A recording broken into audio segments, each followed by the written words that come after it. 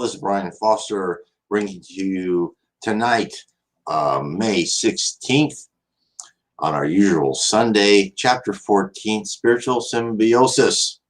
Now, of course, this is the book Evolution to Worlds, which is a very deep dive into the evolution of the spirit and the evolution of the physical cocoon that our spirit, our soul. Spiritism uses these spirit and soul words interchangeably. How our spirit started from small organisms, microorganisms, higher level animals, and then finally filled up a free-willed spirit. So now in chapter 14, we're going to talk about spiritual symbiosis. So what is spiritual symbiosis? So symbiosis, of course, it means a mutual advantageous relationship. So let's see what he is going to say about that. Let's start this up. This is chapter 14, and the heading is Sustenance of the Intelligent Principle. The intelligent principle used the projection of fragmentary mental impulses to nourish itself for vast eons. Upon reaching the spirit plane as discarnate human consciousness, it begins to form new means of exteriorization for sustaining itself. So, the intelligent principle used to project fragmentary mental impulses. What do they mean by that? So when we were so let me back up for a second. What are we right now? We are personalities, right? We are personalities, and the Spiritism calls us personalities. You got to put that word in quotes, because what it means is we're a self-contained set of information responses that display our own uniqueness. We our own feelings, our own wishes and wants, all that. So if you look at the spirit is a self-contained personality. That means it's everything about us, our memory of past lives, all the knowledge we have, every thought. We can relay once we're given permission, not all the time. After you first pass over, you're already given permission to go back to your past lives. And even then, they don't let you go back so far, because who wants to remember when you were a bacteria? So that is what that is. But then, of course, then we also start having a paraspirit, which is our covering that we think we look like in the spirit world, that will make us look like human. Let's say it looks like me, but only younger, with more hair, right? All the stuff that I idealize myself into thinking I look like, not how I really look like here on the physical plane. So that is what we're talking about right now. So the intelligent principle. So and of course we swim in this universal database, which is full of intelligence and universal fluid, and we can grab onto that and use it, and we learn how to use it in more and more complex methods as we get ourselves more intricate and complex. So he goes through this. He says, in the plant world, it uses chlorenzema to learn to decode the secrets of photosynthesis, absorbing light to grow organic matter, and releasing the essential gases that contribute to the equilibrium of the atmosphere. In the realm of certain bacteria, it became acquainted with the process of chemosynthesis, utilizing the chemical energy absorbed in the oxidation of mineral bodies. Among the higher beings, it utilized biosynthesis in the exchange of substances in the various periods of physical existence to ensure its own security from the material and energetic perspective. So he's right now talking about our physical body, and as we use our paraspirit to control more and more complex bodies, it engages itself in more and more sophisticated ways to feed ourselves so we can exist in this physical plane. As it uses anabolism to incorporate the elements that nourish it, and catabolism to dissimulate them, its existence becomes automized in an ongoing metamorphosis of the forces that reach its physiological machine through the nourishment needed for constantly restoring the cells and for balancing the organic regulators. So this is just, he's just saying, yeah, it learns to bring in food and to get rid of food all in this physical plane. It's part of our life after life. It's part of why, why we need to go through this planet of atonement. I've said this before, because when we're inhabiting more primitive organisms, animals, and this, take what we want and kill or be killed, those are reflexes that as we become a free-willed soul, we must then get rid of, because it has no part in what we need to do now, because thought is action. When as a free will spirit, we can start creating wonderful things with our thoughts, and therefore we have to elevate ourselves and get rid of primitive emotions and put in advanced emotions: love, charity, fraternity, honesty. Now it says, the beginning of mental synthesis. Upon achieving the generation of uninterrupted thought, the intelligent principle's particular way of existence in the individuality is altered. So that's where we are now. We have uninterrupted thought. From that point on, it begins the process we call mental synthesis, because they are based on the exchange of multiform mental fluids through which it emits its own ideas and radiations and assimilates ideas and radiations from others. So, the Spiritism tells us we are radio towers, and we broadcast out our thoughts all the time. And of course, and I've said before, everything we think, do, whatever, it's all recorded. Everything's time-stamped and recorded. Everything we do, everything we think. You can't just keep your mouth shut. It knows everything. But then also that means we also feel these ideas. Now, some people feel them on a better form when you're in physical bodies, but you do feel them more when you're in a spiritual body. And therefore you're connected. So this is where when people say, well, when you die and you create your own heaven. And my response to that is, there's some truth to that. But since this mental synthesis is, you are in this, because of the law of affinity, you're in this plane where there's other spirits like you, and you kind of adopt their own thinking and thought processes, and you see the same environment and scenery they see, and as humans we adapt very rapidly to that. That's why you don't really create your own heaven. You adapt, and you can make small changes and so forth, but usually you adapt to where you're put because of the law of affinity, being like with like. I carry on. The impulse that appeared in intelligent principles in embryonic mind as an accidental interest in ownership based upon its need for sporadic nourishment is now a conscious desire. And most importantly, the instinctive reproductive need that appeared in its everyday life at certain times has been converted into ongoing affective attraction. Thus, the thirst for constant satisfaction appears as a stimulus for undergoing experiences, and the sublimity of love is prefigured in its soul, albeit buried in selfishness like a diamond forming in black carbon. So again, he's talking about in our physical base where we're now, because now we're in this physical tribes person, right? And we know we need to reproduce to keep the tribe going. And when we do have attraction, it's more of a thirst for ownership, right? It's not an unselfish love, is what he's saying.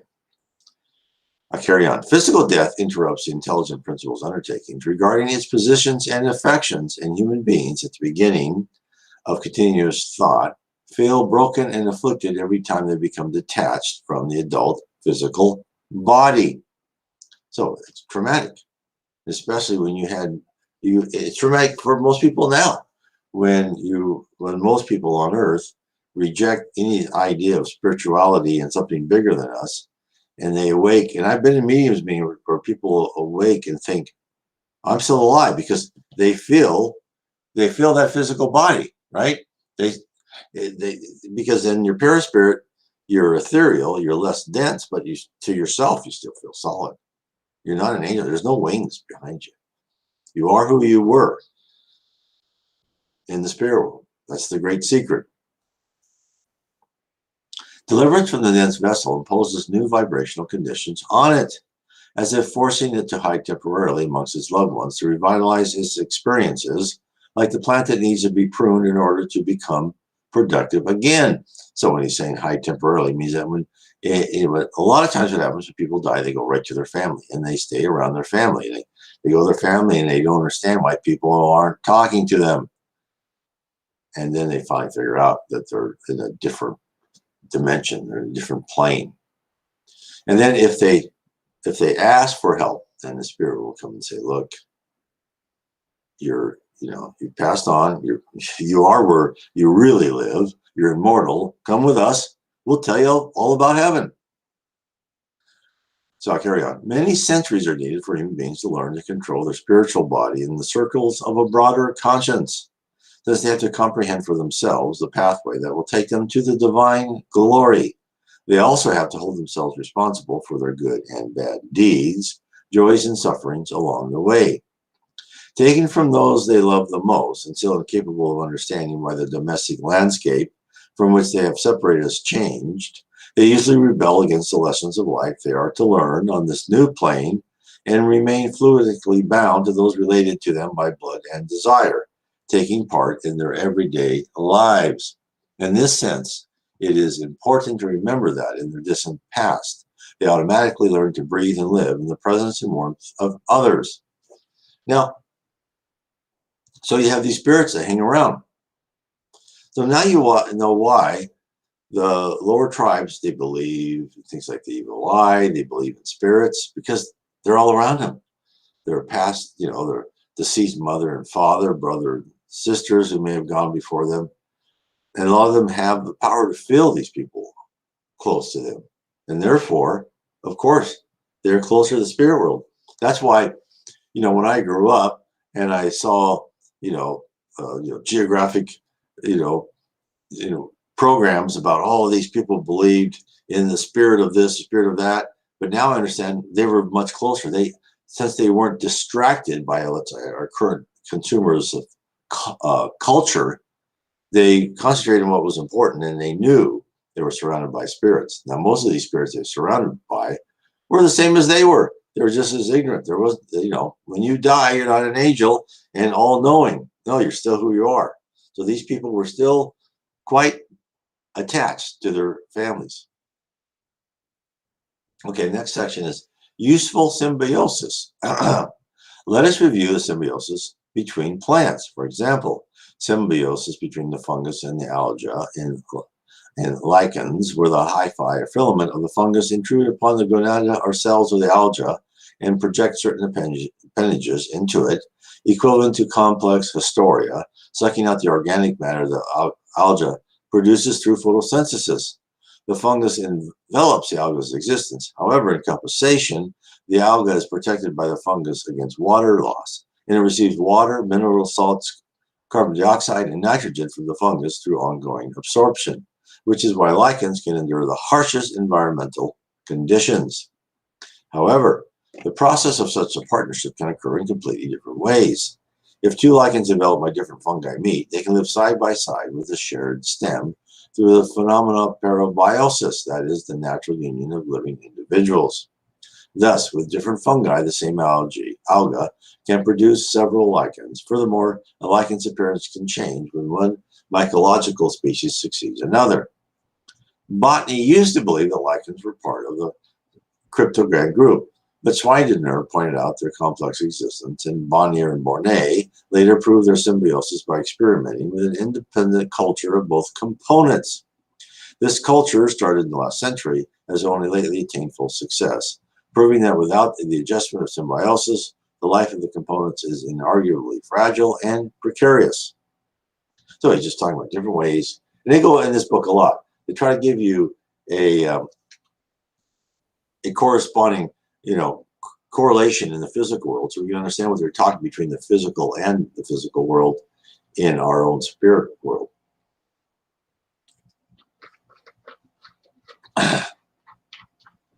Another example of the same type of aggregation may be found in certain leguminous plants that have tubers. The roots nodes host certain bacteria from the soil that assimilate atmospheric nitrogen, creating a process that makes these plants invaluable to the soil by returning to it the nitrogen they use. Exploitative symbiosis. However, besides those phenomena where symbiosis is simple and useful, there are also harmful cases. For instance, the mycorrhizae of orchids, where the fungus invades the plant's roots, forcing it to adopt an abnormal position to adapt itself to the dispositions of the assailant, sometimes dying when any sort of excess persists in the struggle for the right combination. As Collery correctly pointed out, this type of symbiosis must be categorized as an ordinary pathology, as it falls squarely under parasitism. Additionally, there are examples of symbiosis between algae and animals, where the algae lodge themselves in the plasma of the cells they attack, as happened to protozoa, sponges, tubularians, mollusks, when they fashion themselves securely to these animals. Now, let's get to really what's important now. He's talking about these things happen in the physical world, so there's always correspondence in the spirit world. Symbiosis of minds. A similar process of association is often employed by the discarnate mind that still has not adjusted to its existence after the grave. So this is important. This is how people become obsessed, all these type of things. Since it is terrified before the unknown because it cannot yet comprehend it, it makes use of the receptiveness of those who mourn its loss and clings to those it loves. So you have a person who died, became a spirit, doesn't know what's going on.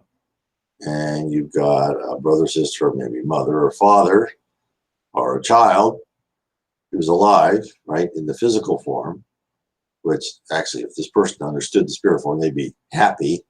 And the person in the physical form would be happy for the spirit because they're in a much better place. But they don't know this. They don't know what power they really have. So therefore, they're terrified.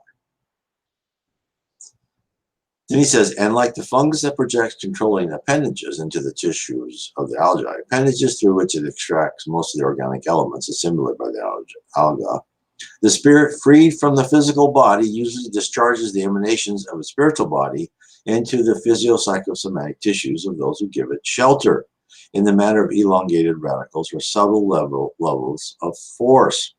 It extracts the vitality they developed in the process of biosynthesis, and it often sustains itself for a long, long time in this living exchange of energies. And this is very harmful. And this is where you really have to see if you have someone you know and someone passed that they really love, and that person who passed wasn't very spiritually mature, and that physical person you know is more, a little bit, I don't want to say catatonic, but lethargic, and kind of sometimes doesn't know what's going on. That could be that person is attached to them, and it's feeding from their spiritual energy. And it's kind of into their thought processes in a certain way, and it affects that thought processes. Really what it takes is a physical person to really study and understand spirituality, not just spiritism, but the whole spirituality and God in the spirit world, and meditate and pray for that person who left. And then that person will get help to disconnect it from that physical person. Sometimes they need a higher spirit really to help. Sometimes they can do it themselves. I'll carry on. As it happens between the algae and the fungus, the incarnate mind unconsciously surrenders to the discarnate spirit that controls its existence, temporarily enduring its dominion up to a certain point. In exchange, due to its excessive sensitivity, it enjoys protection against the attack of even more oppressive unseen forces for as long as such influence lasts. Now, this could be true, right? So if you're a person on earth who've done something terrible to people in past lives, and those people are trying to oppress you, you have a loved one who dies and attaches themselves to you, that spirit can protect you against oppressive spirits. The spirit world is complex. There's a lot of stuff, and it's all thought, right? You have to kind of leave the physical world behind. And this is all about thought, force of will, and power, and spiritual level and hierarchy. And know that the higher you are as spirit, these ones who oppress other people and if it hurt you, they have no influence on you because you become more and more force of will, more powerful as you rise in the spirit hierarchy. That's why it's worth it to study and work at this. This is why even nowadays we encounter the difficulties of either patient or unrecognized mediumship, where in matters of faith, otherwise bright intelligences are tightly imprisoned by strange cults and are terrified at the prospect of being separated from the familiar spirits that, with the fallacious material advantages in mind, control their minds by means of magic words or symbols. And symbols mean things, right? The cross means a lot. These intelligences deliberately avoid the learning process that would free them from the inner captivity. Moreover, through dangerous processes of fanaticism, they remain passive, inoffensive, and humble, but out of touch with the progress that would ensure their renewal. So you have these intelligences that just don't have the intellectual capacity, right? Or curiosity, I should say, to go beyond that familiar setting of being attached to that person. So if you feel that way, if you feel that sometimes your mind's not your own, you feel something else there, then you need to meditate and pray.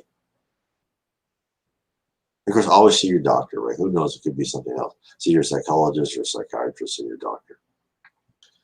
Hysteria and psychoneurosis. Some symbiosis of this type, in which so many lives are lived in reciprocal physical theft, are not limited solely to cases where discarnate spirits, stagnated in certain religious conceptions, temporarily anesthetize or infantilize consciousness less capable of self-control.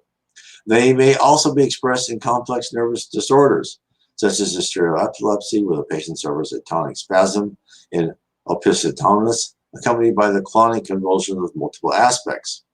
This sometimes occurs without any loss of consciousness, much like an authentic mediumistic trance, where the unseen spirit takes advantage of the incarnate's more intense emotional states to accentuate its own influence.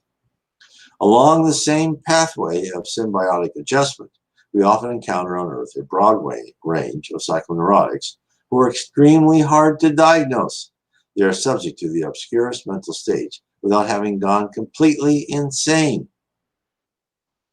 So, this may sound amazing to people, but there are spirits all around us.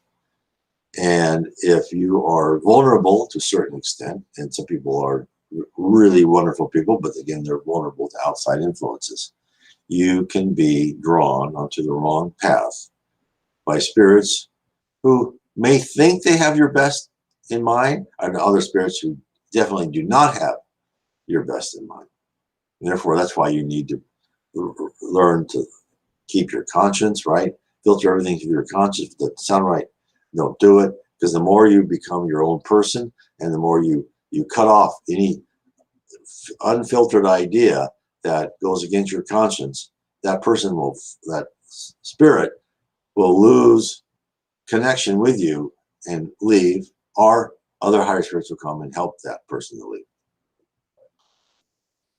Attracted to the physiological realm and connected to it, apart from its own body of dense matter, the discarnate spirit often lives like this for a long time, psychically enmeshed with its host, because the discarnate spirit, raised to a new state of conscience, starts to develop magnetic resources in tandem with the imperative of its own sustenance, just as in its physical body it learned through automatism to create the enzymes and hormones that ensure its biological balance.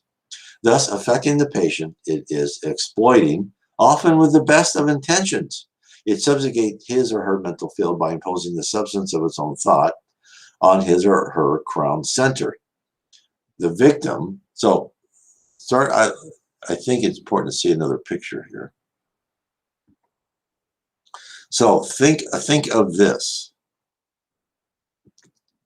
and we'll show you the chakras, if I can find the chakras here. There.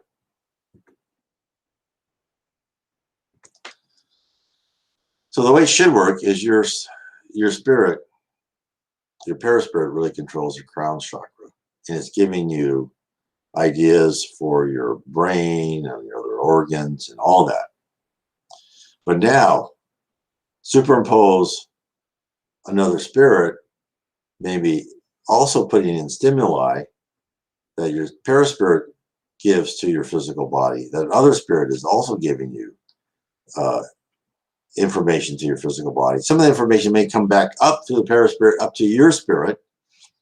So this is where things get messy. And this is where people become obsessed, neurotic, psychotic, paranoid, all those things. But again, to your doctor, because it may be just biological. There's always different ways that these things happen. So the victim then begins to harbor them as if they were his or her own, their thoughts. Consequently, in full symbiosis, incarnate and discarnate are both at a standstill in time, mutually reflecting each other until the laws of life demand their indispensable change through difficulties or pain. So either a trial will come along and help split them apart, or the one in the physical world may die and get that split apart. And this has been in books, in the book Liberation is a good example by Andre Louise, where there is, on this poor woman, there are these very primitive spirits are attached to this poor woman, and this higher spirit wants to punish her for what I can't remember, her father or mother did. And since this woman has been physically incarnated, then wants to punish her. And of course, then the team of spirits have to come and help rescue this woman. A great book called Liberation, and I recommend it. Now, other symbiotic processes. In other cases, the discarnate spirit that fears life in the spirit world or insists on selfishly clinging to those who remain behind, if more intelligent than its host, will inspire him or her to progressive activity that results in the benefit for the environment, similar to the nitrogen-fixing bacteria of the legumi root. And I would say that that's probably a low probability. In other circumstances, however, symbiosis results in unfortunate conditions, because usually if someone really wants to help someone, they're not going to obsess them. Discarnates filled with hatred or sick perversity remain close to their victims, inoculating them with deadly fluids, much like the fungus that harms the orchid, forcing them into abnormal situations, if not a slow death, much like the algae that attacks annelids, inflicting long-lasting disturbances on them. We will briefly address these phenomena in the chapter regarding vampirism, which is responsible for various disturbances of the spiritual body that are displayed in the physical one. And that is, so vampirism is when another spirit, not with good intentions, uses your body to enable it and sustain it and make it feel good, right? And you'll see that, and it's so sad. You'll see that with people who are really addicted, and all these spirits who were addicted before they died will then be, attracted to other addicts alive, and they'll try and use them and say, "Oh, come on, take more of this." So they want to feel it, right? Because the spirit can get it right almost into your body and feel the alcohol or feel the heroin or whatever they're using.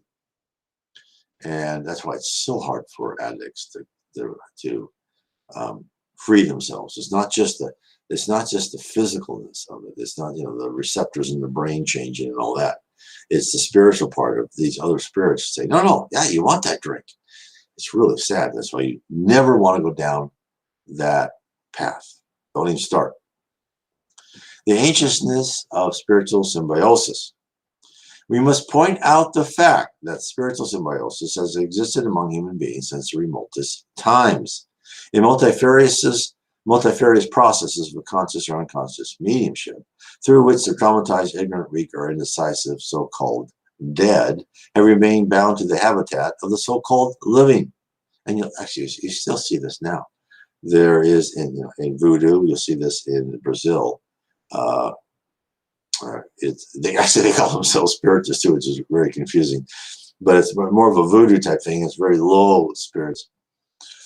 And and they talk to these spirits. It's really interesting to see. There, they take part in their lives, partially absorbing their vitality until their incarnate hosts, through their own efforts, edify, studying, and practice virtues, offer them material for broader meditations, habilitating them for their necessary transformation. Now, so what he's saying that if you're a physical being and these people are obsessing you, if you meditate and you learn and you study, you can actually be helping them, because they'll take up your thoughts and they'll see within you. And they go, oh, there's something broader here in the spiritual world, and I'm missing out by just concentrating on this one little, temporary body here. I need to go find out more. So that's why study and meditation is very important,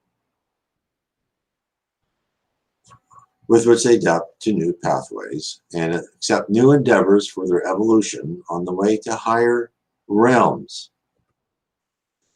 So our next chapter will be spiritual vampirism, which will go through this, and it should be interesting. So I would just like, to those who are interested in the spirit world, how all this works, there are a couple things I recommend. One is, if you're new to Spiritism, is I have a book on nwspiritism.com. Of course, you can get it on Amazon and Kindle, Audible, or paperback. Spiritism 101, the Third Revelation. But on my website, I also have it on PDF. So you can just download it in PDF for free. It just introduce Spiritism to you. Also on my website, there's articles on Spiritism, articles on destiny, reincarnation, all sorts of things that you can read. Then I have a list of books on the right-hand navigation where I have my books. And one of the books I would recommend is The Spirit Realm. Spiritism has revealed the reality of our existence, and that can give you the complete tour de force of the spirit universe. The physical universe is a subset of the spirit universe. What's in there? What's in both? Who are spirits? How do we ascend? What are we doing on the physical plane? The future of the earth? All that, kind of explaining everything. Put us in context of who we are and what we are doing. And to me, if you really want to get yourself so you are less stressed and more relaxed about your life, because we're not made to be relaxed on our life here, because we go through trial after trial in paying for what we did wrong in past lives, right? And therefore, there's always some stimuli coming, and I go, oh my heavens, I have to go through this. But once you understand the context and why you are getting these hurdles in your paths, and you got to leap over them, or you got to put up with that crazy spouse, boyfriend, girlfriend, whatever. It's like, okay, it's payback time. You just got to okay, fine, I love you, but I have to, time to part. I learned my lesson. I'll never treat anyone as you treated me. And that's an important lesson to do, is when someone treats you really bad, don't go get revenge on the next person to say, okay, I'll never treat anybody like that. That's not a good way of doing it. It's not constructive. So that's why the more you understand why you're on earth and what you can do about it and how you can make your next life better, it becomes a lot less stress. It's like when some contractor comes in and cheats you on the cost of the bathroom remodel and you lose a couple thousand, you go, well, I must have done that to somebody else, and just carry on. Because first of all, that couple thousand you lost in the bank is nothing in relation to your immortal life, right? You're going to live forever. The earth will disappear. So who cares what money you have in the bank, right? I'm sure you care a bit, right? I know it's hard not to care somewhere. You got to put, gas in the car and pay your mortgage, but it hopefully puts things in perspective for you.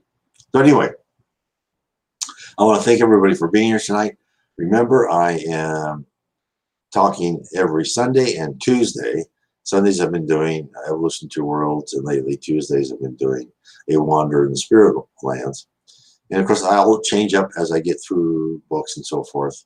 And also I have a Substack now where you can subscribe. I put articles on there as well as my blog. And so, and I also have a Spotify. So, and then also I have the Spirits book, which I would recommend for everybody. Let me show that. And I have that on my, in YouTube. In YouTube, I have that, where'd it go? I have every chapter in the Spirits book in audible form. So you can, there's a playlist called the Spirits book on my YouTube channel. And you get to my YouTube channel going to nwspiritism.com. And also I have the MP3 and the MP4 something, I can't remember what it is, which is an audible format. And it's in 2 parts because it's so huge. But you can download the Spirits book and then play it on your own Android or Apple phone or laptop, MacBook, whatever. And just like an audible file would, where you can keep where the last chapter was and all that type of stuff. It's all done through chapters. So you can download that for free too. So there's lots of resources for you to go through. And it's fascinating. The more you look at this, you go, ah, everything I thought is kind of a little bit topsy-turvy. I thought I was all alone in this world. No one cared about me. But it appears that they almost care too much about me and they watch everything I do. And yes, that's true. So anyway, but there's comfort in that. You've got your guardian angel always in touch with you somehow. They may be millions of miles away, but they know what's going to happen to you. Anyway,